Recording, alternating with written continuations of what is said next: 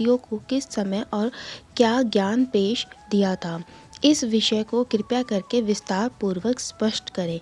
वशिष्ठ जी ने उत्तर दिया कि हे राजन, एक समय प्राचीन काल में 12 वर्ष तक वर्षा नहीं हुई। इस प्रकृति प्रकोप से धर्म, व्रत, पूजन, हवन अथवा संध्योसोपन इत्यादि सब समाप्त हो गए और मंत्र उच्चारण के शब्द सुनाई पड़ना बंद हो गए। सभी जीवधारी इस प्रकृति प्रकोप से मरने की व्यवस्था में चले गए। संपूर्ण भूमंडल फल फूल और जल से शून्य हो गए।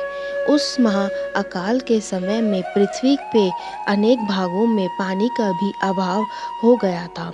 हे राजन, पृथ्वी और प्राणियों की ऐसी दुर्दशा को देखकर महर्षि भृगु अपने शिष्यों सहित हिमालय पर्वत में कैलाश पर्वत के पश्चिम ओर पर मणिकूट नामक शिला शिखर पर गए। यह शिला शिखर स्वर्ण, रत्न तथा मणियों का भंडार है।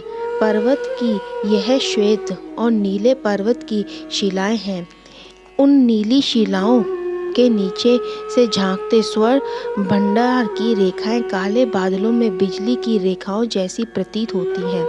श्वेत पर्वत स्थान स्थान पर पहाड़ी फूलों, फलों, औषधियों तथा जड़ी बूटियों से उपस्थिति के कारण ऐसा प्रतीत हो रहा था मानो सक्षम चंद्रमा ही है।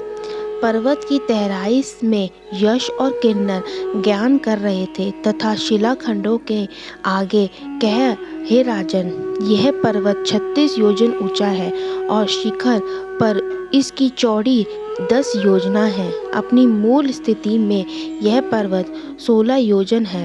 इस पर्वत पर हरिश्चंद्र, देवदार, मंदर तथा अर्जुन वृक्षों का बहुमूल्य है और जय फल के वृक्षों से युक्त यह पर्वत लता, गुलामों तथा निकुंजों से औषधि है। यहाँ पर सदैव ही फूलों और पुष्पों का भंडार रहता है। इस सुंदर रमणीक पर्वत का अवलोकन करके पंडित महर्षि भृगु जी अपने शिष्यों सहित इस पर्वत पर निवास करने लगे। ऋषि श्रेष्ठ ने इस पर्वत पर अंत काल तक निवास करते हुए पृथ्वी की कंदराओं तथा वनों में उन्होंने तथा उनके शिष्यों ने दीर्घ काल तक तप किया।